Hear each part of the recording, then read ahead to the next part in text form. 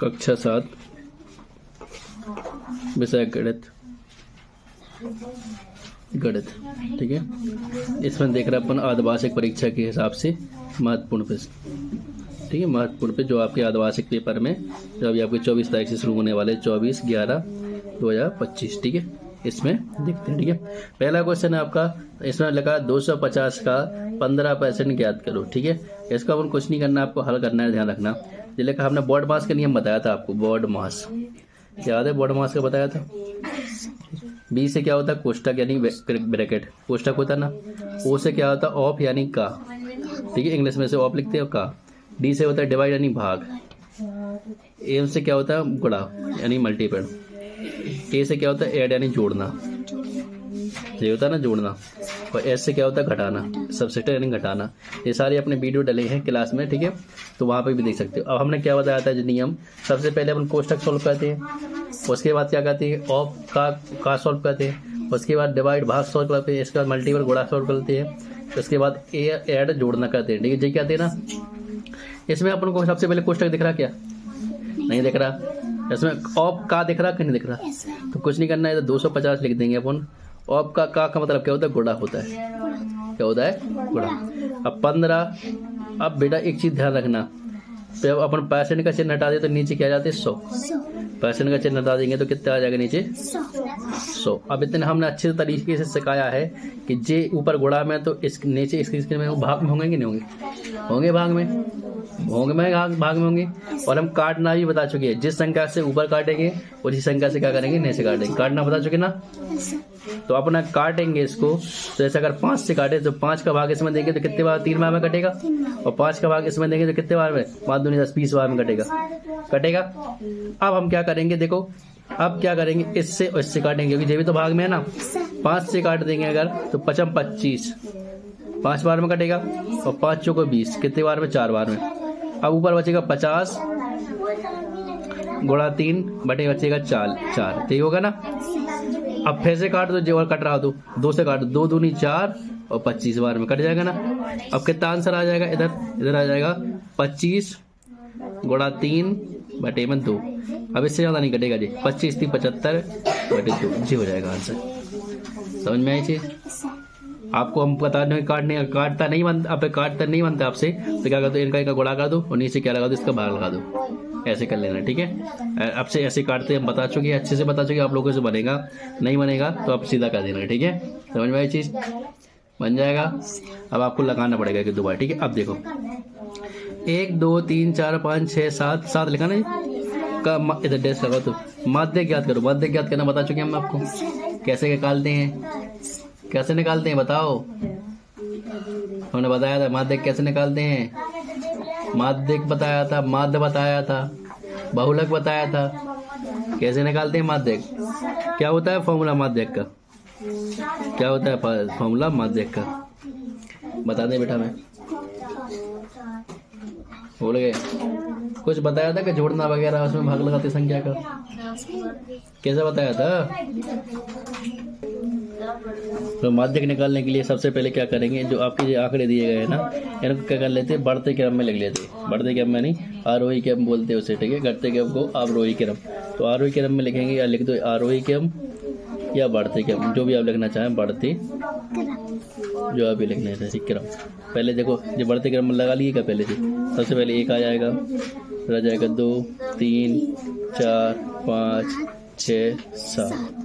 अब इनको ये हो गया आपके। अब देखो इनको गिनेंगे पहले कितना है। 1 2 3 4 5 6 7। ये विषम है।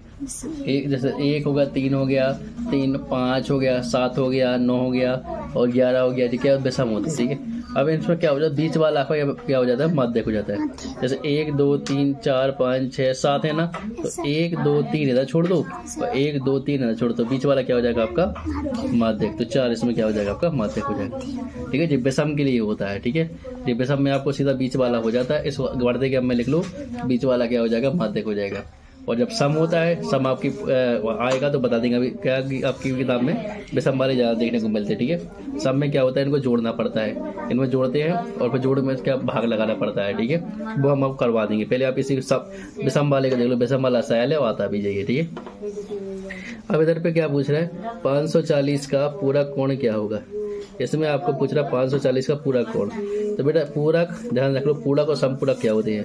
पूरक होता है आपका पूरक होता है 90 डिग्री कोण, ठीक है। और समपूरक कितना होता है, समपूरक होता है आपका 180 डिग्री कोण। हाँ 54 डिग्री का पूरक कोण क्या होगा, ठीक है, ठीक है। तो जैसे लो पूरक कोण क्या होता है 90 डिग्री और समपूरक कोण होता है 180 डिग्री, ठीक है। इसमें जो पूछा था, अब बोला 54 डिग्री का पूरक कोण क्या होगा। इसमें पूछ रहा है 54 डिग्री का पूरक कोण। अब पूरा कोण कितना होता है 90 डिग्री। तो अब जब पूरा कोण की बात होगी और 54 डिग्री के पूरा कोण होगी तो लिखते हैं 54 डिग्री का पूरा कोण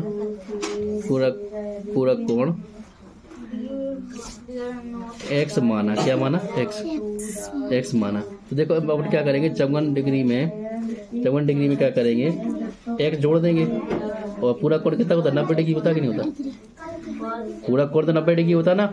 तो इनने क्या पूछा था 54 डिग्री का पूरा कोण क्या होगा। 54 डिग्री में ऐसा कौन सा कोण जोड़ देगा पूरा कोण बन जाए, बोला ना। तो 54 डिग्री में अपने क्या कर दिया, पूरा x मान लिया, x मान लिया।